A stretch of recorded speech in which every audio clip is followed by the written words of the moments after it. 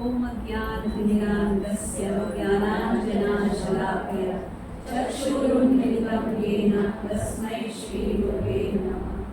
नमो विष्णुपदाय कृष्णपृष्ठाय भूतले श्रीमते भक्तिवेदांत स्वामिनिति नामिने।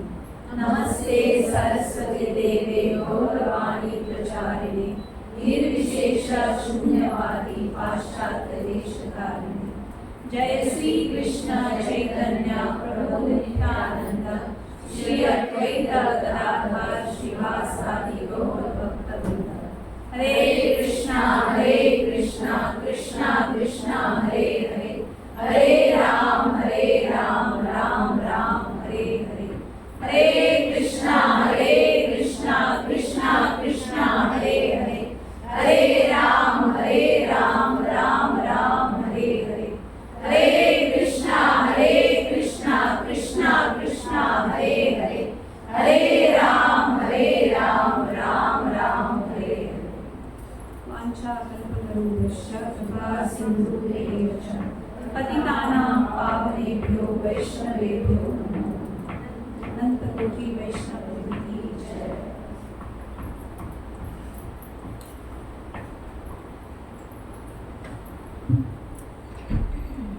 हरे कृष्ण।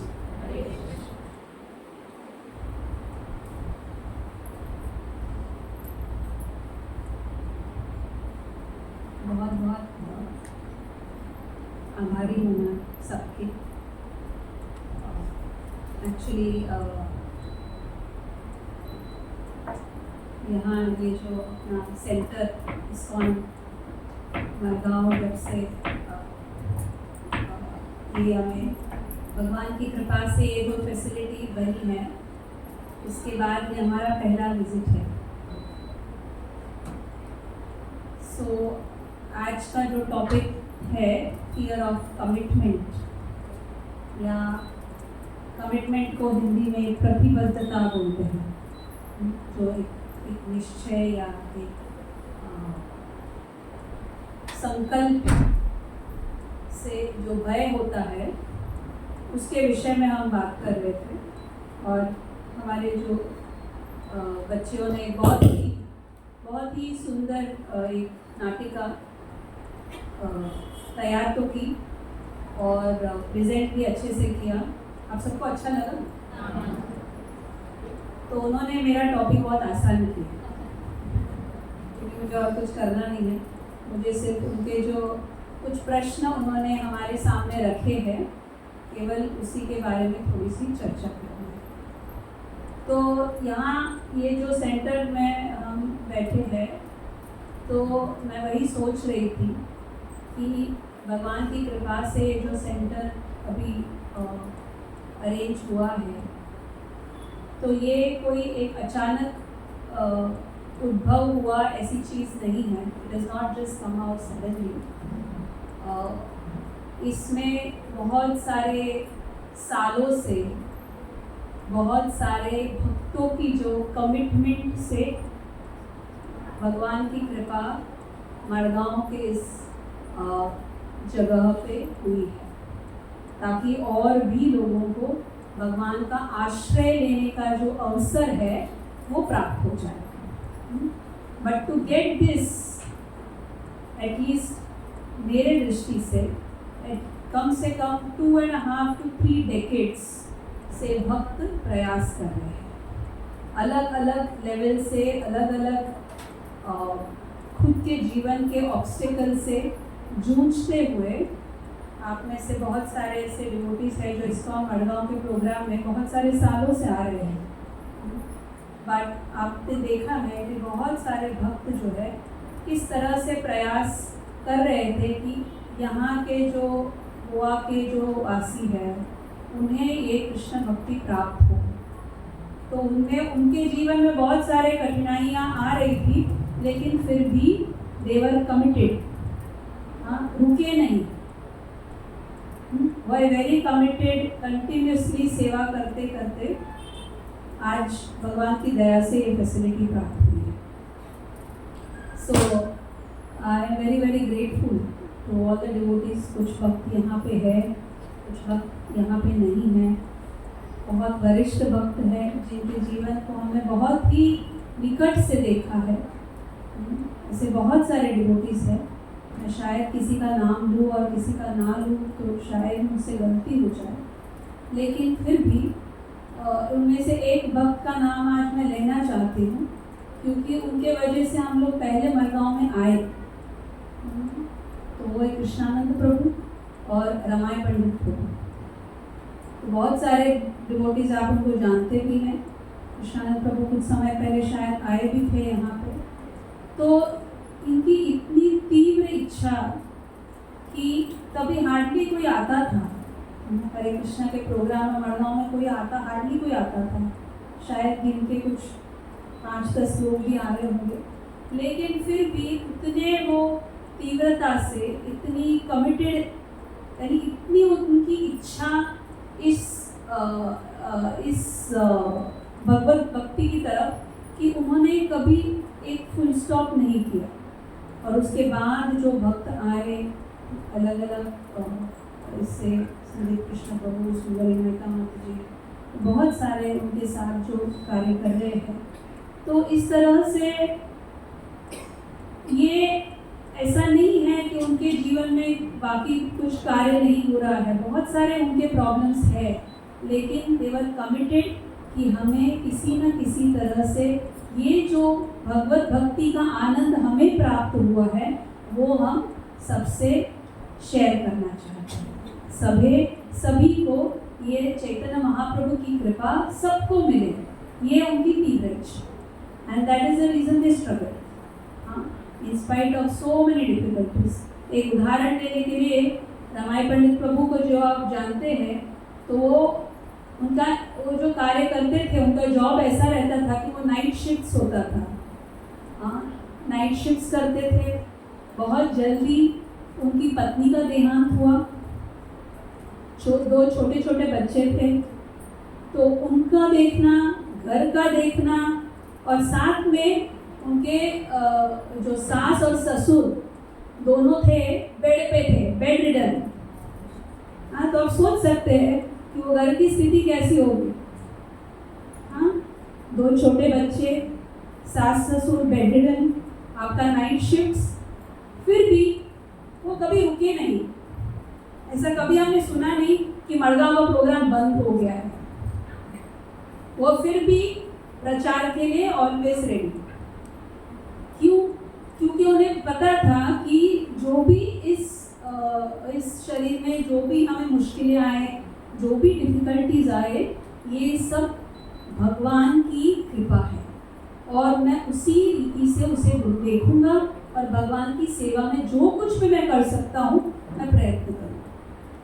तो ये उदाहरण है, ये हम कोई भागवतम या रामायण या महाभारत से नहीं बात कर रहे हैं, ये इसी मड़गांव के जगह पे हुए कुछ भक्तों के उदाहरण दे रहे हैं। तो हम आज जो चर्चा कर रहे हैं, ये कोई it is not some imagination. तो आज हम जो श्लोक ले रहे हैं इस टॉपिक से रिलेटेड, ये है भगवत गीता में जो दूसरे अध्याय से 41 नंबर का जो श्लोक है, उसे हम एक बार पढ़ लेंगे और फिर हम उसके ऊपर चर्चा करेंगे।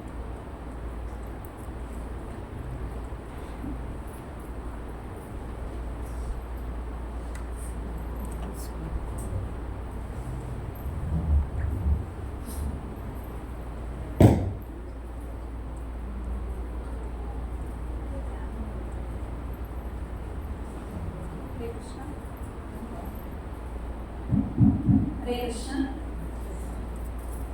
सो ये दूसरे अध्याय भगवद गीता के 41 श्लोक। व्यावसायात्मिका बुद्धि एकेह कुरुनन्दना बहुशाखाय नन्दश्च बुद्धयो व्यावसायिनम्। एक बार सब रिपीट कर लीजिए। व्यावसायात्मिका बुद्धि एकेह कुरुनन्दना बहुशाखाय नन्दश्च बुद्धयो व्यावसायिनम्।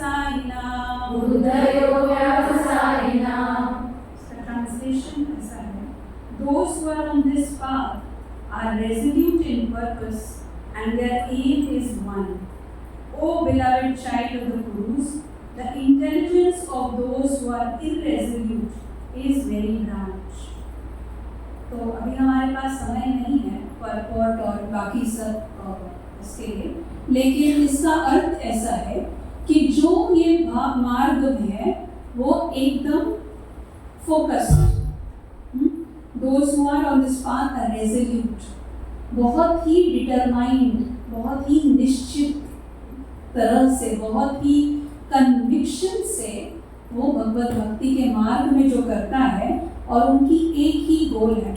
आप सब जानते हैं शूटिंग देखा होगा ना आपने, जब जो भी गेम्स में होते हैं शूटर लोग होते हैं, हाँ, बच्चे भी अपने कभी कभी शूटिंग का गेम खेलते हैं, तो उसमें क्या होता है, एक टारगेट होता है, बराबर, तो आपको सीधा वही टारगेट पे पहुंचना है, राइट। तो आप इधर उधर देखेंगे तो टारगेट पे पहुंचेगा नहीं, आपको कैसे रहना है, एकदम फोकस। हाँ, जैसे हम महाभारत में जानते हैं ना स्टोरी, पांडवों का जब एक गुरु द्रोण जो है को शिक्षा दे रहे थे, राइट, तो सबको आर्चरी या शूटिंग सिखाते थे, बराबर। तो एक बार उन्होंने एक ऐसा रखा था कि एक छोटी पक्षी की उन्होंने एक टारगेट है मूर्ति जैसी रखी थी, तो ये पैर एक बर्ड और उसका आँख वो टारगेट था। तो वो सिखा रहे थे कि किस तरह से आप जब बाण छोड़ते हो तो उसी लक्ष्य पे पहुंचना चाहिए, करेक्ट। तो वो एक एक को बुला के पूछ रहे थे, वो जब भी बाण छोड़ने वाले थे, जैसे अभी दुर्योधन आ गया, दुर्योधन रेडी खड़ा था, तो द्रोणाचार्य ने रोका, उन्होंने कहा मुझे बताओ आपको क्या दिख रहा है। तो उन्होंने बोला कि मुझे झाड़ दिख रही है, झाड़ के पत्ती दिख रही है, और क्या दिख रहा है, वहाँ पे पक्षी दिख रहा है, और क्या दिख रहा है। तो वो बोले कि ऐसे बहुत कुछ बोले, तो द्रोणाचार्य बोले नहीं बाजू हटो। हाँ, फिर भीम को बुलाया, क्या दिख रहा है, तो ऐसे हर एक से पूछ रहे थे। तो कोई बोला है उनको झाड़ दिख रहा है, आजू बाजू में ये सब दिख रहा है, उसके ऊपर पक्षी दिख रहा है, पक्षी का ये आम दिख रहा है, वगैरह वगैरह। लेकिन सबको उन्होंने बाजू हटाया और फाइनली उन्होंने किसको बुलाया, अर्जुन को बुलाया। तो अर्जुन को बोला आपको क्या दिख रहा है, तो क्या बोल रहे थे, मुझे सिर्फ पक्षी का आँख दिख रहा है। आपको बाकी कुछ दिख रहा है, नहीं, मुझे सिर्फ पक्षी का आँख दिख रहा है, शूट। तो इसका मतलब क्या है, फोकस। हाँ, तो ये जब हम फोकस तीव्रता से हम करते हैं तो तभी हम अपना लक्ष्य प्राप्त कर सकते हैं। तो जैसे हम देखते हैं ना, एक एक्सपेरिमेंट हम सब बचपन में करते थे कि अगर एक पेपर रखो और एक ग्लास को एक पूरे जो सूरज के सामने आप एक पॉइंट पे रखो तो क्या हो जाएगा, वो पेपर जो है जल जाएगा। हाँ, क्यों, सूरज तो सब जगह है, लेकिन एक ही पॉइंट क्यों जलता है, क्योंकि आप उसको फोकस उस समय बाहर पर करते हैं। तो उसी तरह से ऐसे बहुत सारी चीजें जो है होती रहेगी, लेकिन अगर हमें एक लक्ष्य प्राप्त करना है तो we have to be focused. हाँ, जब हमें से बच्चे भी हैं, मिडिल एज भी है, ओल्ड एज वाले भी हैं, हम सब जानते हैं। हाँ, जब हम बच्चों को बोलते हैं कि नहीं पढ़ाई में बैठो तो फोकस, हाँ, यहाँ वहाँ बात करते करते चलते फिरते कोई पढ़ाई नहीं होती है, राइट। कुछ भी अचीव करना है तो फोकस है। तो ये जो चीज़ है उसी तरह से यहाँ पे भी भगवान श्री कृष्ण बताते हैं, व्यावसायात्मिका बुद्धि एकेह कुरुनंदन, बहुशाखा नहीं, इधर उधर अटेंशन जा रहा है नहीं। तो अगर आज का जो टॉपिक है हम इसके लिए कर रहे हैं कि अगर हम कमिटेड या प्रतिबद्ध होना है तो हमें फोकस होना है। कमिटेड का मतलब क्या है, हाँ, कमिटेड ये है कि जब हम अपना समय, अपना एनर्जी हम दे रहे हैं किसी चीज के लिए क्योंकि हम समझते हैं कि इम्पोर्टेंट है, बराबर, ये वास्तविक में इसका कुछ महत्व है and I have to do it, तभी हम अपना समय देंगे। अगर नहीं आप इसे इम्पोर्टेंट नहीं समझते तो हम क्यों उसको समय देंगे, राइट। तो इसके लिए ये कमिटेड का मतलब है। तो कमिटेड होने के लिए या कुछ संकल्प या टारगेट अचीव करने के लिए हमें दो चीज की आवश्यकता है। ये बता सकते हैं क्या दो चीज चाहिए? अगर आपको कहीं एक लक्ष्य पे पहुंचना है तो दो चीजों की जरूरत है। क्या होना है? कंटिन्यूअस एफर्ट, यस, और पेशेंस। एक्सेलेंट, दो चीज है। कंटिन्यूअस एफर्ट, अगर आप में से कोई बोले कि चलो मुझे वेट लॉस करना है, आता है ना एड सब जगह, lose your weight in, lose 6 kgs in 10 days, हाँ, ऐसे बहुत कुछ आता है ad, right? Lose your weight, build a slim and trim body, है ना?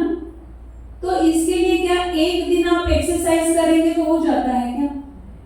हाँ, मैं बस एक 4-5 दिन में कुछ नहीं खाऊंगी, हाँ, तो मेरा वेट कम होगा, कुछ ग्राम कम हो जाएंगे, राइट? बस उसके बाद में सब भरपेट 5 दिन नहीं खाया, जैसे अभी निर्जल एकादशी आने वाला है जून में, हाँ, वो निर्जल एकादशी के लिए इतना तैयारी करते हैं कि वो एक दिन हमें निर्जला रहना है, तो उसके लिए इतना सोचते हैं, हाँ। फिर उसके बाद बस एक दिन नहीं खाया, बस अभी भरपेट खा लो। तो उसी तरह से अगर हम वेट लॉस पे जा रहे हैं तो 5-6 दिन कुछ नहीं खाया और उसके बाद एक चीट डे, हाँ, और उसे पूरा बहुत कुछ खा लिया, तो उसका कुछ फायदा है नहीं।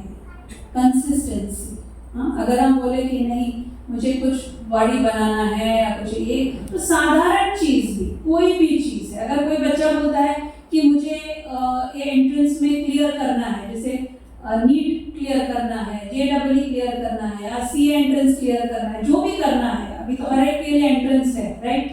तो अगर करना है तो क्या वो एक दिन सुबह से लेकर रात तक पढ़ लिया, चलो मम्मी आज हो गया, कल मैं सो जाता हूँ, होता है ऐसे? Consistency, it is a continuous effort. जो भी हमारा लक्ष्य है, जो भी हम प्रतिबद्ध होके कर रहे हैं, जो भी हम टारगेट कर रहे हैं, वो एक दिन का कार्य नहीं है। जब कोई एक दिन का कार्य नहीं है तो उसके लिए क्या चाहिए? Second thing, patience. हाँ, अगर मैं निश्चित करूं कि मुझे एक सुंदर गार्डन बनाना है, तो हाँ, मैं कल जाके सब जमीन खोद लूं, बीज डाल दूं, हाँ, और दूसरे दिन आके पानी डालूं, तीसरे दिन आके पानी डालूं, अभी क्यों नहीं आ रहा है सब कुछ? Does it happen like that? तो पेशेंस, बीज बोया है, खत डालना है, पानी डालते रहना है, उसका समय जब भी होगा तभी बीज अंकुरेगा और जो प्लांट्स आएंगे, लेकिन उसको समय लगता है। हाँ, प्रभुपाद हमेशा एक उदाहरण देते थे कि अगर कोई लड़की शादी हो गई है और अगले दिन ही बोले मुझे बच्चा चाहिए, होता है ऐसे, शादी हो गई, अपने से बच्चा चाहिए, उठा के ला सकते हैं बच्चे को, लेकिन खुद का अगर बच्चा चाहिए तो उसके लिए समय लगता है। हाँ, हम अगर प्रोटेस्ट करें कि 9 महीने 7 दिन क्यों लगते हैं, उससे पहले मुझे चाहिए, does it happen? हर एक के लिए you have to have patience। तो ये दो चीज है, अगर हमें कुछ अचीव करना है, कंसिस्टेंसी एंड पेशेंस। ओके, अच्छा, इसमें अभी हम जब कार्य लेते हैं, जैसे वो कुछ प्रश्न उठाए गए थे जो हम विल एड्रेस इट, बट ये फियर ऑफ कमिटमेंट क्यों होता है? ये फियर क्यों होता है कि होगा नहीं होगा, हो सकता है? हाँ, हम बैक एंड फोर्थ सोचते रहते हैं ना, ये हरे कृष्णा में जाते हैं, क्या पता होता है कि नहीं होता है, क्या पता होगा कि नहीं, हाँ, अभी शादी करना है, होना है कि नहीं करना है, हाँ, should I try this, shouldn't I try this? तो ये जो फियर है, ये जो डर है, ये जो भय है, ये हमारे हृदय में हर चीज के लिए होता है, राइट? बहुत बार होता है, सबको होता है, किसी मुझे होता है, बहुत सारे बार हम सोचते हैं ना, या द फियर, हाँ बोलूं ना बोलूं, ये करूं कि नहीं करूं, हाँ। उसी तरह से हर एक चीज में जब हम उतरते हैं या लेते हैं या अपनाते हैं, then we have the fear, एक भय होता है, इसका क्या? अगर हम नया कुछ जॉब ले रहे हैं या नया कार्य शुरू कर रहे हैं, तो ये भय होता है, होगा नहीं होगा, करना चाहिए, ऐसे नहीं करना चाहिए। तो ये भय जो है, ये भय अच्छी चीज है कि बुरी चीज है? Is fear a good thing और अ बैड थिंग? हाँ, yes or no? Both. It is both good and it is bad, right? So it is not whether good or bad, it is how we take it, right?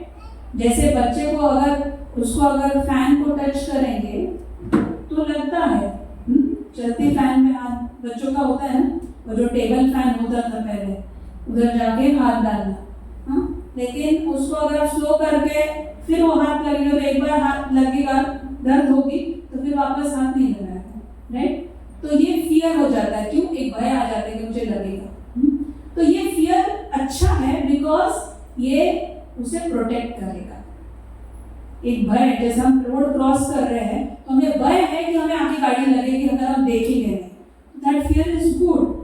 But वो भय की वजह से आप घर के बाहर नहीं निकलेंगे, अरे नहीं मैं बाहर निकलूं तो मुझे गाड़ी का एक्सीडेंट हो जाएगा, then it is bad, right?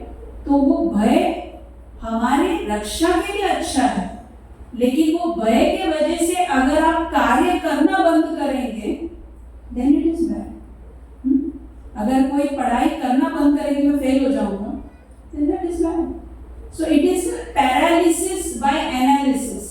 बहुत ही ज्यादा एनालिसिस करते बैठेंगे तो वो पैरालाइज हो जाएगा, कर ही नहीं पाएगा, राइट? बहुत ज्यादा सोचता रहेगा।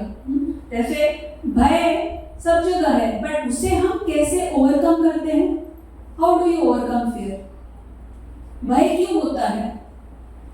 क्योंकि हमें उस चीज की ज्ञान नहीं होती। यू डोंट नो समथिंग, उसका नॉलेज नहीं है तो हमें भय होता है। जैसे अगर हम यहाँ पे एकदम कोई लाइट नहीं है, पूरा अंधेरा है, आप उस जगह पे नए हैं और एकदम अंधेरा है, तो आप समझ नहीं पाते हैं कि मैं कहाँ पैर रखूं, कहाँ चलूं। क्यों? Because there is no knowledge, right? But एक बार आप लाइट चालू करो, हाँ, वहां पे लाइट आ जाए तो आपको भय नहीं लगेगा, क्योंकि आपको दिख सकता है कि क्या है क्या नहीं है, हाँ? That is why it said तमसो मा ज्योतिर्गमय। हाँ, जैसे darkness is ignorance, you can not find out क्या हो रहा है, क्या दिख रहा है, बट वहां पे लाइट आ गया, then you know, light is knowledge. उसी तरह से प्रभुपाद बताते हैं, कृष्ण सूर्य समा माया ही अंधकार, जहाँ कृष्ण तहार नाही माया अधिकार। कृष्ण सूर्य, जैसे पूरा अंधेरा है, कुछ दिखता नहीं है, लेकिन एक बार सूर्य उदय हो जाए तो एवरीथिंग इज क्लियर, क्लैरिटी आ जाता है। तो उसी तरह से बहुत सारी चीजें हमारे जीवन में भय होता है। वाई? बिकॉज हमें ज्ञान नहीं है, नॉलेज नहीं है। तो अगर किसी चीज का भय है तो उसके बारे में हमें पहले नॉलेज प्राप्त करना है कि क्या है। अगर हम कोई नया जॉब ले रहे हैं या नया कोर्स कर रहे हैं या जो भी है, परिवार में कुछ नया चीज है, तो उसके बारे में हम थोड़ा ज्ञान ले कि मुझे क्या करना है, या जो जानते हैं उनसे ज्ञान ले, हाँ, तो हमारा जो है भय वो कम हो जाए। अच्छा, ये सब ज्ञान लेने के बावजूद, ट्रेनिंग लेने के बावजूद, अपनी स्किल्स कौशलता बढ़ाने के बावजूद भी क्या सब कुछ अपने कंट्रोल में है? जैसे अभी मैंने सब कुछ निपुण, मैंने सब कुछ जान लिया, हाँ, मैंने सब कुछ सीख लिया, एक जॉब ले रही हूँ, मैं सब कुछ जानती हूँ, क्या फिर भी इट इज 100% परफेक्ट? नहीं। यही एक एलिमेंट है जिसको बोलते हैं uncertainty. There is always that uncertainty. जैसे हम लोग अभी मुंबई से गोवा आ रहे थे, राइट? तो अभी फ्लाइट लिया, अभी फ्लाइट हम जानते हैं कि भाई एयर इंडिया का फ्लाइट है तो उन्होंने देख वेख के ही कोई पायलट को रखा होगा, राइट? अभी जाके कॉकपिट में देखो नहीं तुम्हारा ड्राइविंग लाइसेंस क्या है कि नहीं, कितने फ्लाइंग आवर्स किए हैं, इससे पहले कोई एक्सीडेंट किया है क्या, ऐसा हम चेक तो नहीं करते हैं ना। क्या होता है तभी? हम फेक विश्वास रखते हैं, राइट? तो हर एक, अगर हम कितने भी एक्सपर्ट हो, फिर भी इवन साधारण चीज में भी हमें क्या करना पड़ता है? विश्वास करना पड़ता है, फेथ रखना पड़ता है। तो हम नॉलेज लेंगे, स्किल्स लेंगे, ट्रेनिंग लेंगे, लेकिन फिर भी कुछ हद तक हमें फेथ या विश्वास रखना पड़ता है, क्योंकि अनसर्टेनिटी फिर भी होती है, राइट। अभी कोविड आएगा करके किसी ने सोचा नहीं था, फिर भी आया। हाँ, अभी आगे क्या आएगा हम नहीं जानते। हाँ, सो ये same way this world is filled with uncertainty. पदम पदम यद विपदम न देशा। हाँ, परसों मुंबई में suddenly, I think, I am not sure इधर आया था कि नहीं, थंडरस्टॉर्म आ गया। थंडरस्टॉर्म कभी मुंबई में आया नहीं है। थंडरस्टॉर्म मैंने 40+ ईयर्स में कभी थंडरस्टॉर्म नहीं सुना था। वो ऐसे पिक्चर्स में देखते थे धूल आ रहा है, या कृष्णा के कार्टून में देखते थे कि वो तृणाव्रत आ रहा है धूल लेके, बट ये वैसा ही हुआ था। कुछ आगे वाला कुछ नहीं दिख रहा था, और वो कुछ शायद चंद मिनटों के लिए था, और वो चंद मिनटों में इतना नुकसान करके गया। इतने लोग जस्ट चलते चलते, कोई ऐसा कुछ प्लान नहीं था। क्या हुआ, चलते चलते ऊपर से बोर्ड गिर गया हाईवे पे। किसी ने प्लान नहीं किया था कि यही बोर्ड गिरेगा। रास्ते पे तो हम हर बार चलते हैं। हाँ, मुंबई में तो कोई जगह ऐसा नहीं होता कि लोग नहीं है, हर जगह पे लोग चलते ही रहते हैं। और कहाँ पे कहाँ से कोई बोर्ड कहाँ पे पड़ा, उसी समय वो लोग चल रहे, थंडरस्टॉर्म आ गया, बोर्ड ऊपर से नीचे गिरा।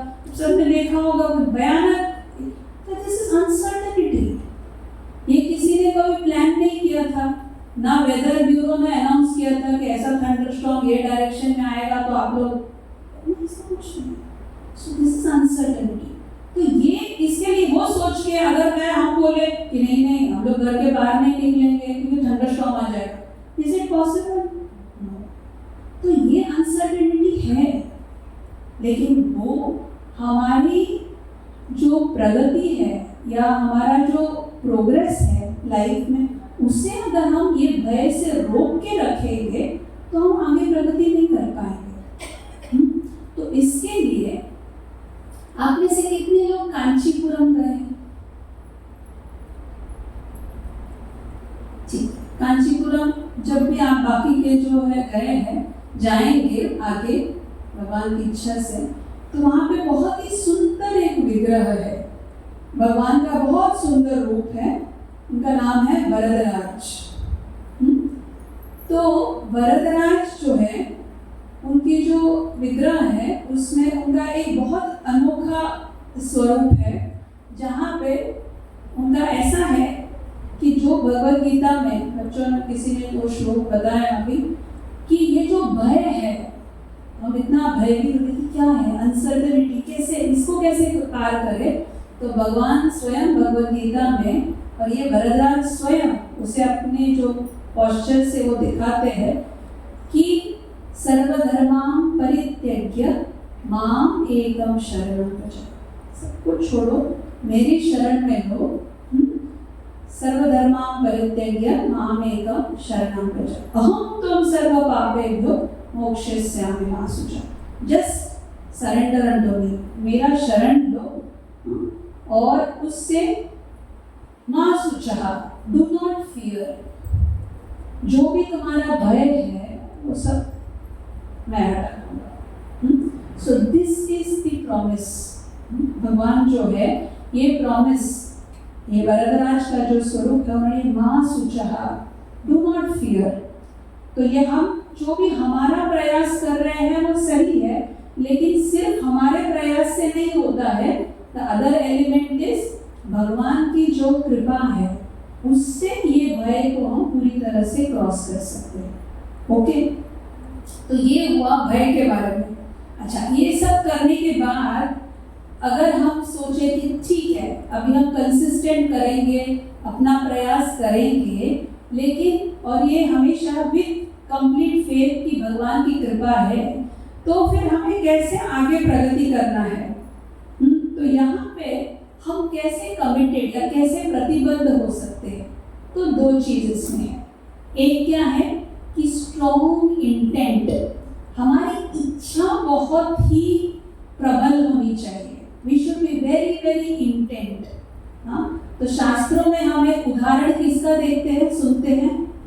छोटे एक बच्चे का उदाहरण सुनते हैं, 5 साल का। जिसका तीव्र इच्छा थी। किसका? ध्रुव महाराज। 2-5 साल के बच्चों का सुनते हैं, एक प्रहलाद का है, एक ध्रुव का। लेकिन ध्रुव महाराज का जो इंटेंट, यानी प्रबल इंटेंट, इच्छा तो हम लोग ऐसे बैठे बैठे बेड पे हम सोच सकते हैं कि मैं ये करूंगी, वो करूंगी, ऐसे करूं, लेकिन उसके लिए हमें कार्य भी करना है। तो ये 5 साल का जो बच्चा ध्रुव महाराज, ये जो जब उसके घर उसे जो उसकी स्टेप मदर सुनिचि से जब उसका इंसल्ट होता है और उसके पिता उसकी कोई सहायता नहीं करते, तो बहुत गुस्से से वो अपनी माँ की तरफ जाता है और उसकी माँ उसे बताती है कि आप भगवान विष्णु को उनकी जो है आप सेवा कीजिए, उनको प्रसन्न कीजिए। तो कहाँ करना है विष्णु को प्रसन्न? तो बोलते हैं वो वन में। तो उस तरफ ये 5 साल का बच्चा, हम जानते हैं 5 साल के बच्चे कितने नन्हे हैं, लेकिन he just goes with a strong determination, strong intent। और नारद मुनि, लंबी कथा है, लेकिन नारद मुनि की दया से उन्हें वो मिलता है कि आप वो जो मधुवन में जाते हैं और बहुत तीव्र तपस्या करते हैं। इतना तीव्र तपस्या कि पहले के कुछ दिन तो वो सिर्फ पत्तियां खाते हैं, बेरीज खाते हैं, ऐसे कंदमूल, उसके बाद तो सिर्फ पानी, और उसके बाद कुछ दिनों के बाद वो श्वास को भी कंट्रोल करके रखते हैं। इतना 5 साल का बच्चा, स्ट्रॉन्ग इंटेंट, इतनी तीव्र इच्छा और तीव्र कार्य, स्ट्रॉन्ग इंटेंट, ये इंटेंशन इतना स्ट्रॉन्ग है। तो ये एक है। तो अगर हमें कुछ अचीव करना है, कुछ भी जीवन में, चाहे वो हमारी आध्यात्मिक है, हमारी स्टडीज है, हमारा कार्य है ये जगत में, या हमारी भक्ति है, तो हमें क्या होना है? तीव्र इच्छा, और उसके लिए हम रेडी है कार्य करने के लिए। ऐसे नहीं कि हम बोले हाँ मुझे सुबह उठना है, सुबह उठना चाहिए, जल्दी उठना चाहिए, ऐसा हम बोले, हाँ, लेकिन हम कंबल ओढ़ के सो जाए तो उठ सकेंगे हम?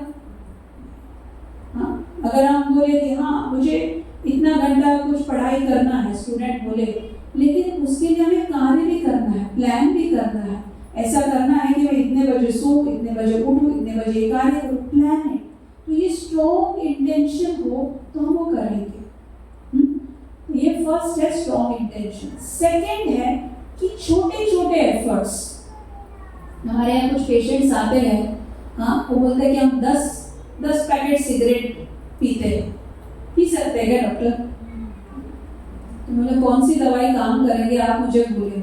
हाँ, आप 10 पैक सिगरेट पीते रहो और मैं आपको दवाई देती रहूं, हाँ, कौन सा दवाई काम करेगा? और मैं आपको अगर बोलूं कि कल से सिगरेट बंद करो, क्या ये पॉसिबल है?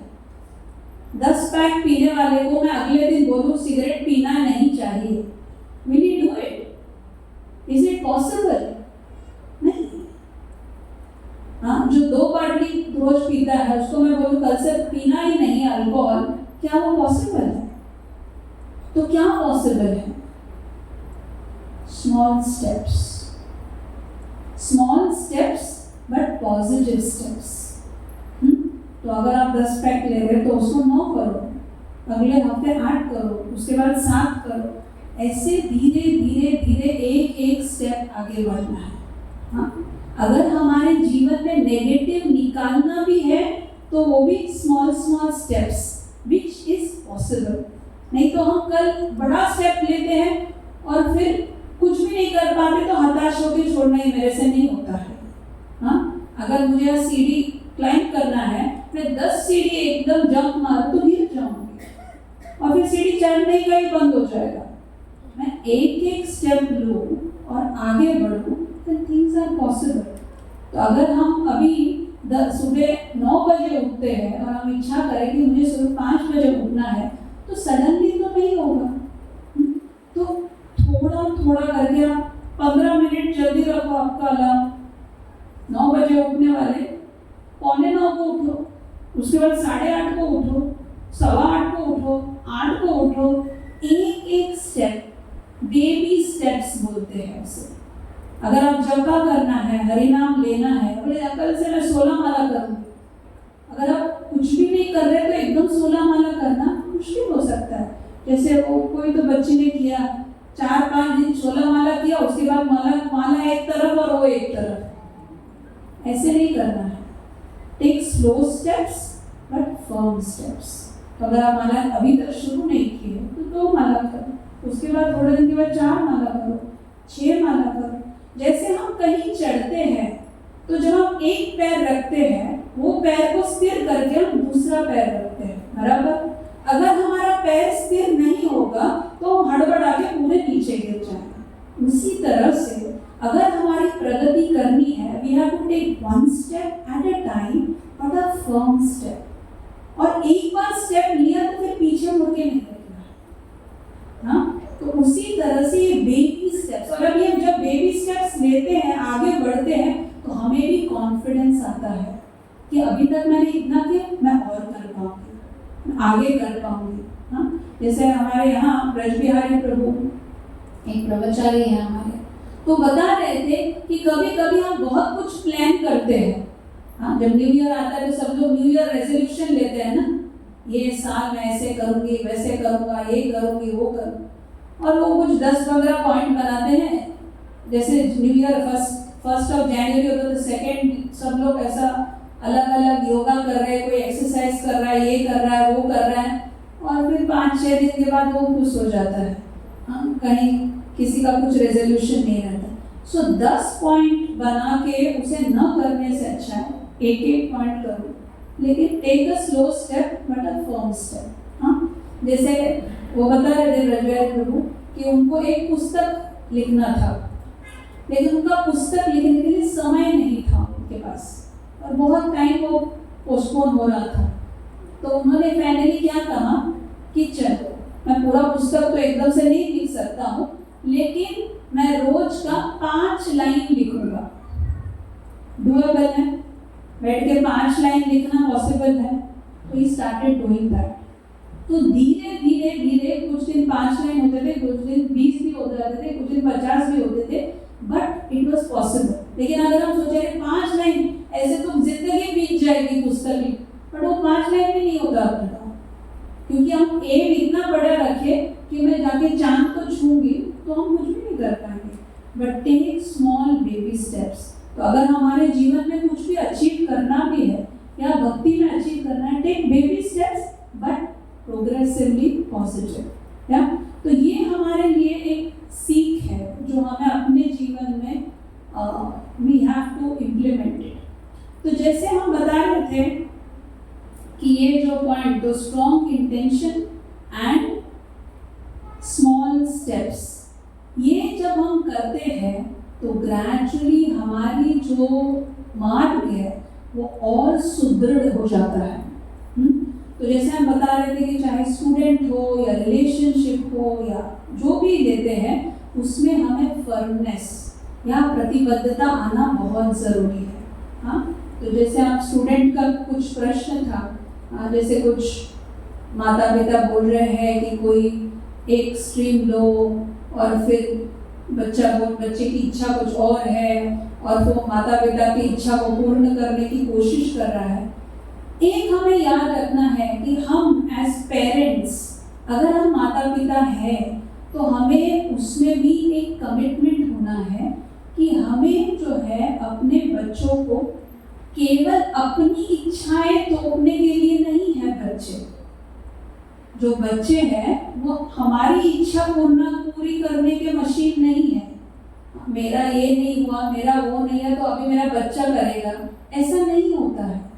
जो बच्चे हमें दिए गए हैं वो भगवान की देन है। हाँ, वो भगवान की देन है, भगवान की कृपा से हमें मिले हैं। उनको जो है, हमें जो भी उनकी देखभाल कर रहे हैं वो हमारी इच्छा तृप्ति के लिए नहीं कर रहे हैं। हमें भगवान ने उनके बच्चों को हमें दिया है as caretakers. Parents, as parents we are only care takers.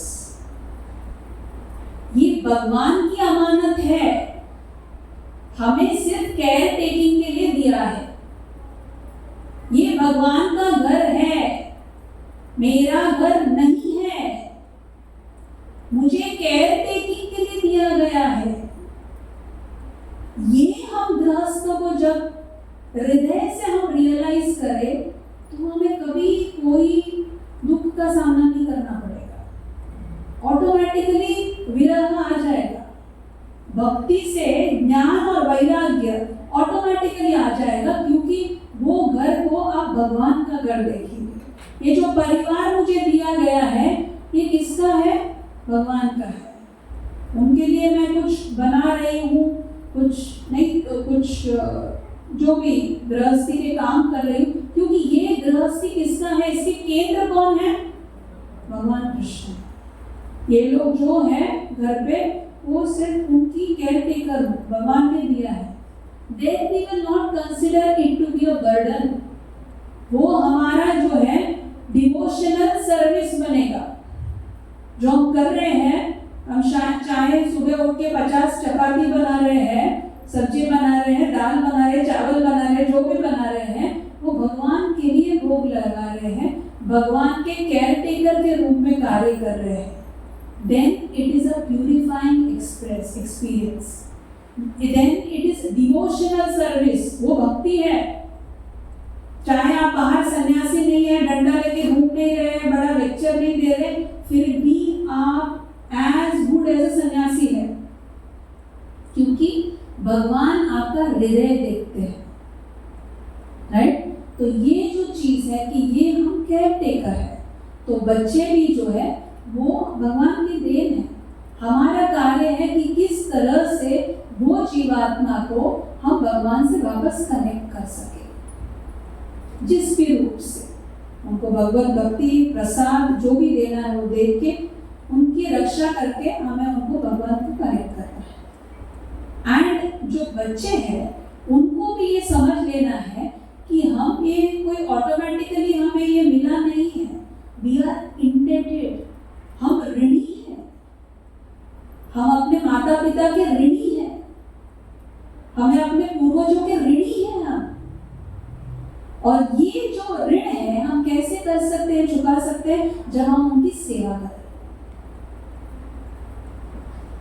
तो हम चाहे कोई भी हो, जब हम माता पिता की सेवा, पुंडरीक का स्टोरी आप जानते हैं, भगवान विठल जब पुंडरीक अपने माता पिता का सेवा कर रहा था तो भगवान विठल आके रुके थे। तो भक्ति में हम हर एक के दास दास का रूप ग्रहण करते हैं। तो बच्चे का ये है कि हम किस तरह से हम अपने माता पिता की सेवा करें। तो ये एक हमारा कमिटमेंट है, हमारा ये प्रतिबद्धता है कि किस तरह से हम घर को जो है नॉट जस्ट एक घर है, बट ये भगवान केंद्रीकरण जब होते हैं तो वो घर क्या बनता है? वैकुंठ बनता है। वो वैकुंठ जहाँ कुंठ नहीं है, एंजाइटी नहीं है, टेंशन नहीं है। नहीं तो यहाँ सब कुछ टेंशन ही टेंशन है। हाँ, किसी से भी बात, बहुत टेंशन है, बहुत टेंशन है, बहुत स्ट्रेस है। तो हमें अगर टेंशन से वैकुंठ बनाना है, कुंठ से वैकुंठ बनाना है, तो वहाँ पे भगवान को केंद्रीकरण करना है। हाँ, जैसे लोग लिखते हैं ना, ये भवन, वो भवन, गीता भवन, शांति भवन। हाँ, ये भवन में जो लिखते हैं इसमें भ क्या है? भगवान। अगर वो भ को निकालेंगे तो क्या है? वन। हाँ, भ वन, भ को निकालो तो वो वन ही होता है। हाँ, and that is what we see. फिलहाल अगर आप देखेंगे अभी भारत में भी वो आ रहा है कल्चर, कल्चर नहीं बोलते उसको कल्चर ही नहीं है, जहाँ घर पे भी रह रहे हैं, पति अपनी दुनिया में, पत्नी अपनी दुनिया में, बच्चे अपनी दुनिया में। हाँ, किसी का कुछ और चल रहा है, इसका कुछ ज़्यादा मीडिया इज प्रोपोगेटिंग। हाँ, वो कोई उसके अफेयर चल रहा है, इसका अफेयर चल रहा है, अपने अपने दुनिया में रह रहे हैं, एक जगह एक फ्लैट के अंदर, लेकिन अपना अपना चल रहा है, अपने अपने दुराभ्यास में है। कोई अपना स्मोकिंग कर रहा है, कोई अपना ये कर रहा है। ये घर नहीं बोलते इसको क्या बोलते हैं? वन, जहाँ पशु अपने अपने दुनिया में है, सिर्फ 4-5 पशु साथ में रह रहे हैं, द्विपाद पशु। बाकी पशु 4 पैर के होते हैं, ये द्विपाद है, 2 पैर वाले। ओनली जब भगवान केंद्रीकरण है घर के अंदर, देन वो भवन बनता है। क्यों? क्योंकि वहाँ भगवान सेंटर है। तो चाहे हम अपना अलग अलग काम कर रहे हैं, माता एक कर रही है, पिता एक, लेकिन सेंटर कौन है, किसके लिए कर रहे हैं? भगवान के लिए। तो इवन माता पिता भी ये सोचेंगे कि मेरे बच्चे को मैं किस तरह से, मेरी इच्छा पूर्ति के लिए नहीं, वो किस तरह से आनंदित होके अपना जीवन बहुत ही सत्व गुण में अच्छी तरह से भगवान की सेवा कर सके। What will make my child happy and comfortable in the service of Krishna? ये माता पिता की इच्छा होगी, बच्चों की इच्छा होगी कि किस तरह से हमें अपने माता पिता का सेवा करूं। तो ये जब एक ट्रैक चलेगा पैरेलली, तभी गाड़ी गृहस्थी की सीधा चलेगी। So that is for the गृहस्थ। दूसरे किसी का तो डाउट था कि हम शादी करना ही नहीं है, कमिटमेंट बोलते हैं, कमिटमेंट क्यों चाहिए शादी में, रिलेशनशिप में क्यों चाहिए, शादी की जरूरत ही क्या है। जैसे पाश्चात्य देशों में अभी शादी का इंस्टीट्यूशन इज नॉट देयर। लोग बोलते शादी में पढ़ना ही क्यों है, शादी होगा तो डाइवोर्स होगा, डाइवोर्स होगा तो बहुत सारा एलिमनी पे करना पड़ेगा, ये झंझट ही क्यों चाहिए। लिव इन रिलेशन करो, थोड़े दिन रहे, अच्छा लगा रहो, और नहीं अच्छा लगा छोड़ दो, किसी और को पकड़ो। दिस इज व्हाट इज है। और ये सिटीज में, मुंबई जैसे शहर में बहुत ही अच्छे से प्रचलित हो रहा है। एक बार हमारे देवामृत महाराज प्रॉपर डिसाइपल वो न्यूजीलैंड में प्रचार करते हैं।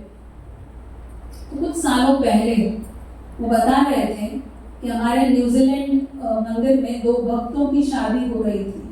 तो शादी को रजिस्टर करने के लिए जाना पड़ता है ना, मैरिज जो गवर्नमेंट मैरिज ऑफिस में। गोवा में तो बहुत स्ट्रिक्ट लॉज है शादी के और इसके, तो बट बाकी सब जगह पे इतना स्ट्रिक्ट लॉज नहीं है। तो ये जो 2 डिवोटी थे वो वहाँ पे गए मैरिज ऑफिस में, न्यूजीलैंड ऑकलैंड में। तो जब भी गए तो वहाँ के जो ऑफिस में काम करने वाले कुछ 1-2 एम्प्लॉइज है, तो वो लोगों ने सेलिब्रेशन किया। बोले क्यों? बोले बहुत सालों के बाद कोई शादी करने आया है, हम लोग को कुछ काम ही नहीं है, हम लोग रोज आके सिर्फ बैठ ही जाते हैं, उसको शादी करता ही नहीं है। They feel what is the purpose of marriage? क्योंकि शादी करेंगे तो झगड़ा होगा, झगड़ा होगा तो डाइवोर्स होगा, डाइवोर्स होगा तो फिर केस चलेगा, केस चलेगा तो पैसा देना पड़ेगा। तो ये झंझट थी। बच्चे हुए तो हुए, वो भी रहेंगे। Just can you imagine a society like this? In fact वहाँ के फैमिलीज, न्यू फैमिलीज, अपने यहाँ फैमिली क्या होता है, माता पिता बच्चे, दादा दादी, नाना नानी, काका काकी, मामा मामी, ये अपना फैमिली भारतीय सिस्टम। पाश्चात्य देशों थोड़े समय अपने आप ही होगा। ये मेरी पहली पत्नी की दूसरे पति का तीसरा बच्चा है, ये मेरे तीसरे पति के दूसरी पत्नी की पहला बच्चा। आप सोच सकते हैं ये और उनके बीच में क्या रिलेशन है, वो बच्चे एक दूसरे को क्या इंट्रोड्यूस करेंगे। ये मेरी स्टेप मदर के 3rd हस्बैंड के 2nd बेटा है। What a chaos, what a confusion। आप सोच सकते हैं हमारे जीवन में हम हंस रहे हैं, लेकिन आफ्टर अराउंड 5 to 10 years ये रियलिटी होने वाला है। भारत में भी रियलिटी होने वाला है। जिस तरह से समाज जा रहा है, it is a fact, it is a reality. क्योंकि ये पूरा केओटिक है, कंफ्यूजन, क्योंकि लोगों को अपने जीवन में डायरेक्शन नहीं है। और वो कहते हैं this is new family system. अभी शायद उसके लिए वो नाम रखेंगे, पहले हस्बैंड का ये है, मध्यमा, whatever, I don't know, one, whatever, something they may keep, because नहीं तो इतना मुश्किल है एक्सप्लेन करना ये, right? इज chaotic, क्योंकि लोगों को कमिटमेंट नहीं करना। भाई लोग बोलते हैं कि क्यों, मुझे किसी का सुनना नहीं है। कुछ साल पहले जब people went to get married, बोलते थे बहुत बड़ा फैमिली है तो नहीं चाहिए, बड़ा जॉइंट फैमिली है तो जरा। उसके थोड़े साल पे बाद बोले कि ठीक है वो लड़का अच्छा है लेकिन लड़के के माता पिता नहीं चाहिए, सिर्फ लड़के से शादी। हाँ, अभी लड़के व्हाटएवर शादी नहीं कर रही है। हाँ, बिकॉज रिलेशन कुछ तो हमने ऐसे सुना कि ठीक है शादी हो भी गई लेकिन बच्चे नहीं चाहिए। कौन बैठेगा, कौन अपना करियर खराब करेगा? हाँ, कौन अपना फिगर खराब करेगा? दिस इज नॉट इमेजिनरी, ये लोगों का ये है। इनफैक्ट हैदराबाद जो इट्स दिस थिंग जहाँ सॉफ्टवेयर इंडस्ट्री का बहुत सारा ये है, वहाँ पे it is a this thing कि they are both husband and wife बहुत कमा रहे हैं एंड नो चिल्ड्रन। बच्चों का रिस्पॉन्सिबिलिटी नहीं लेना है, किचन नहीं होना है घर पे, ये सिर्फ रहने का और कमाने का रहने का, बस जितना दिन हम रहते हैं उतना था। It's already clear. किसको चाहिए ये रिस्पॉन्सिबिलिटी? हम आजाद, मुझे किसी का कुछ सुनना नहीं है। I want freedom. Is it possible? हम ये पतंग देखे ना, पतंग, हम में से किसी ने कभी माताजी रिट्रीट में भी शायद हमने एक गेम किया था, पतंग उड़ाए आप लोगों ने? पतंग जब ये उड़ाते हैं ना तो कितना ऊपर उड़ सकता है, राइट? लेकिन पतंग सोचे कि ये डोरी क्यों है, ये डोरी मैं कट कर दूं और मैं ऐसे उड़ूं तो कितना उड़ सकती हूँ? सही है, वो डोरी के वजह से रुका है ना पतंग। और डोरी को आप काटो तो उड़ेगी ज्यादा पतंग? उड़ेगी कि नहीं उड़ेगी? और ऊंची उड़ेगी ना। डोरी तो होल्ड करके रखा है उसको, डोरी को काट दो और ऊपर उड़ेगी। सही है बात? हाँ, बराबर है। और उड़ते उड़ते उड़ते आकाश में उड़ेगी, फिर क्या होगा? नीचे गिर जाएगा, राइट? तो ये जो है हम उड़ सकते हैं, जितना ऊंचा उड़ सकते हैं, लेकिन ये डोरी क्या है? अपने जीवन में जो वैल्यूज है, रेगुलेशन है, जो हमारे हमें बताए गए जो प्रतिबंध है, जिसके अंदर हम कार्य करते हैं शास्त्रों के अनुसार, हाँ, ये हमारे ये काइट को और उड़ाएगी, ये हमें स्टॉप नहीं करेगी। But you will fly high, but with your values intact, your principles intact. वैदिक शास्त्रों में किसी के ऊंचाई को रोका नहीं है, ना किसी स्त्री की, ना कोई पुरुष की। आप बहुत ही ऊंचे स्तर पे जा सकते हो, लेकिन आपके क्या इंटैक्ट होने चाहिए?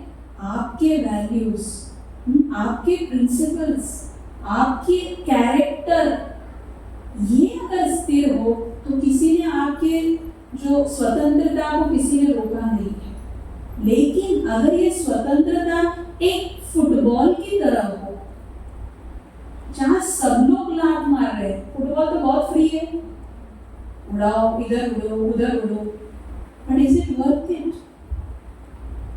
You are being kicked by this, kicked by that, जहां आपके खुद के वैल्यूज का कोई लेवल नहीं है। प्रभुपाद एक उदाहरण देते हैं, जो डॉग का, जो रास्ते के जो स्ट्रे डॉग है उसको पट्टी नहीं होती है ना, राइट? और जिसके मास्टर है उसको एक डॉग को पट्टी होती है, राइट? तो स्ट्रीट डॉग बोलता है क्या है, इसकी तो फ्रीडम ही चली गई है, हाँ, ये तो एक बंधा हुआ है, हाँ, मैं देखो मैं जहाँ चाहूँ जा सकता, फ्रीडम है मेरे पास। Is it true? फ्रीडम तो है, बट उसको उसका पेन भी उतना ही है वो फ्रीडम। हाँ, कोई वहाँ से मारेगा, कोई यहाँ से मारेगा, लेकिन जो डॉग का मास्टर है, उसे पता है उसको निश्चित खाना मिलने वाला है, राइट? कोई उसको कुछ उठाएगा नहीं, कोई उसका एक मालिक है। उसी तरह से हमारे फ्रीडम या स्वतंत्रता को शास्त्रों ने कहीं रोका नहीं है, बट वो बंधे हुए चाहिए किससे? ये जो डोरी है, किस डोरी? वैदिक जो प्रिंसिपल्स है, इससे जब तक बंधा है तो ये फ्रीडम को कोई चीज़ ने रोका नहीं है। और वैदिक संस्कृति के हिसाब से जैसे हम बोल रहे हैं कि अरे किसको करना है विवाह, हम तो फ्री होना है, लेकिन भारतीय संस्कृति या वैदिक संस्कृति में परिवार जो है ये सबसे मोस्ट इम्पॉर्टेंट अंग है। It's the most important unit is a family. तो ये फैमिली को जब हम भगवान की सेवा में लगाएंगे then automatically things are purified. तो ये कमिटमेंट जब हम रखेंगे, और सबसे बड़ी जो है कमिटमेंट है, ये तब तो शारीरिक स्तर पे तो है, लेकिन हम ये शरीर नहीं है। हम कौन है? जीवात्मा। ये शरीर हमारे अलग अलग रूप में है, लेकिन जब ये जीवात्मा भगवान परमात्मा के तरफ जो कमिटेड हो जाता है कि ये लाइफ टाइम, बहुत सारे जीवन हमने लिए हैं, बहुत सारे जन्म लिए हैं, पुनरपि जननम पुनरपि मरणम, बार बार अलग अलग शरीर में जन्म लिया है, लेकिन अभी ये जन्म जो मिला है, ये जन्म हम केवल भगवान की सेवा में को जो है यूज करेंगे। उसका उपयोग मैं ये हम प्रतिबद्धता ले कि चाहे कुछ भी हो, इस शरीर, इस मन, इस जीवात्मा को मैं भगवान के चरण में अर्पित करूंगी, देन वो कमिटमेंट जो है हमें ये जीवन मृत्यु के चक्कर से बाहर निकालेगी। तो अभी हम प्रेजेंटेशन एंड करेंगे 2 श्लोक पढ़ के, एंड वो आप हमारे साथ रिपीट कीजिए कि ये जो हम कमिटमेंट लेंगे, प्रतिबद्धता, तो ये रामायण में भगवान श्री राम इनका प्रॉमिस है। ये हाँ, क्या प्रॉमिस है? इसको अभय दान बोलते हैं। क्या अभय दान है ये? कि अगर कोई भी आके उनके सामने ये कहे कि हे भगवान, आई एम योर्स, मैं आपका हूं, मैं आपकी शरण लेता, बस इवन वंस अगर वो ये कहे तो what will the Lord do? भगवान क्या कहते हैं? मैं अभय दान देता हूं, मैं उस भक्त का पूरी जिम्मेदारी मैं लेता हूं। सोच सकते हैं ये? हाँ, ये जो है भगवान ने ये कहा कि इवन विभीषण को छोड़ो, रावण ने भी आके मुझे ऐसे शरण लिया तो मैं उसको भी रेडी हूँ उद्धार करने, तो बाकी सबका क्या? तो ये बहुत सामान्य लगता है, लेकिन हमें आगे सिर्फ ये पूरे हृदय से ये कहना है कि भगवान, अभी तक तो बहुत कुछ किया मैंने, लेकिन आज मैं ये कमिटमेंट लूं कि अब जो जीवन है मेरा वो आपके लिए। हाँ, तो सिर्फ उतना हम जब हृदय से करते हैं तो भगवान ये जो अभय दान, ये उनका प्रॉमिस है। हाँ, तो ये श्लोक हम पढ़ेंगे, तो जस्ट रिपीट कीजिए। सकृदेव प्रपन्नो यस्, सकृदेव प्रपन्नो यस्, तवास्मिति च याचते, अभयं सर्वदा तस्मै ददामि एतत्कृतं मम। सकृदेव प्रपन्नो यस्, तवास्मिति च याचते, अभयं सर्वदा तस्मै ददामि एतत्कृतं मम। सकृदेव प्रपन्नो यस्, तवास्मिति च अभयं सर्वदा तस्मै ददामि एतद्वृतं मम। इसका ट्रांसलेशन सुनिए। इट इज माई वाव, ये भगवान का संकल्प है। It is my vow that if one only once, even एक बार, seriously surrenders unto me, saying, my dear Lord, from this day I am yours. Even once, अगर कोई भगवान को शरण होके कहे कि भगवान आज से मैं आपका, then I shall immediately award all courage to that person and he will always remain safe. पूरी तरह से अभय मैं देता हूँ और वो पूरी तरह से मेरे शरण है। तो ये आप बोले कि अरे इनको कमिट करके अपना फ्रीडम तो चला जाएगा। हाँ, ये हरे कृष्णा वाले किसी ने तो बोला ना, किसने बोला ये सब करना है? हाँ, कौन बोलता है? ये सब बंद हो गया ना, अभी यहाँ वहाँ घूमना, यहाँ वहाँ खाना भी बंद हो गया इनके वजह से। हाँ, तो क्या अपना फ्रीडम चला जाता है जब हम उनको शरण लेते हैं? नहीं। जब हम उनको शरण लेते हैं तो वो उनका फ्रीडम गंवा लेते हैं। भगवान कहते हैं, तो ये श्लोक हम कह के एंड करेंगे। 9 कैंटो श्रीमद् भागवतम में 9वें कैंटो में भगवान कहते हैं कि जब कोई मेरा शरण ले लेता है और मैं उस भक्त का आधीन बन जाता हूं, पराधीन, भगवान वो भक्त के सेवक बन जाते हैं पूरी तरह से उसके मुट्ठी में।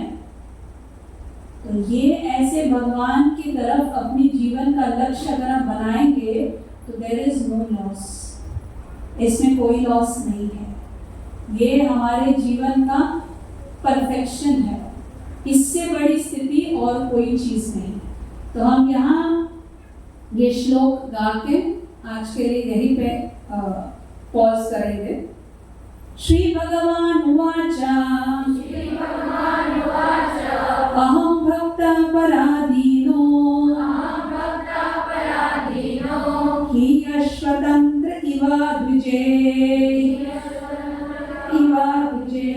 साधुभिर्ग्रस्त हृदयो भक्तैर्भक्त जनप्रियः। The Supreme Personality of Godhead said, I am completely under the control of my devotee. मैं पूरी तरह से मेरे भक्त के अधीन हूँ। Because my devotees are completely devoid of any material desire. क्योंकि मेरे भक्त मुझे शरण हो गए हैं पूरी इच्छा छोड़ के, तो मैं उनके पूरे अधीन हूँ। I sit within the courts of their heart. What to speak of my devotees? Even those who are devotees of my devotees are very dear to me. केवल मेरे भक्त क्या, जो मेरे भक्तों के प्रिय है, उनको भी मैं उतना ही शरण देता हूँ, या उनको मैं उतना प्रिय हूँ। तो ये जो मार्ग आप सबने अपनाने की कोशिश की है, अपना समय, अपना कमिटमेंट दे रहे हैं, हाँ, इसमें थोड़ा भी जब हम प्रयत्न करते हैं तो देयर इज नो लॉस। आप सोचिए मत कि क्या पता भगवान है नहीं है, ये हरे कृष्णा वाले बुला रहे हैं, मैं जा तो रही हूँ, क्या मालूम आगे क्या होगा। इसमें फायदा ही फायदा है। अगर हमारी जितना भी हम करें उसका कोई लॉस नहीं है। जो भी ये इन्वेस्टमेंट है इट इज 110% बेनिफिशियल। हाँ, इसमें थोड़ा भी जितना आप इन्वेस्ट करें उतने भगवान, आप एक स्टेप भगवान की तरफ लेते हैं तो भगवान 100 स्टेप आपकी तरफ ले रहे हैं। स्वल्पम अपीयस्य धर्मस्य त्रायते महतो भयात्। इवन स्वल्पम, थोड़ी सी भी आप इच्छा भी रखो कि मुझे भगवत भक्ति करनी है, भगवान उसे पूरी तरह से हजारों गुना ज्यादा रेसिप्रोकेट करते हैं। तो ये कमिटमेंट जैसे आपने बनी रखी है, बनाए रखिए, भक्तों के संग में रहिए, क्योंकि ये भक्तों के संग में हमारी तीव्रता और बढ़ेगी। हम अपने जीवन में ये निश्चय कर पाएंगे कि किस दिशा में मुझे तीव्रता बढ़ानी है। So thank you very much. Hare Krishna. Overboard by 15 minutes, sorry for the delay, लेकिन thank you very very much. बाकी कुछ प्रश्न बाद में है तो मैं हूँ, आप पूछ सकते हैं बाद में, क्योंकि let the programme move on. Hare Krishna.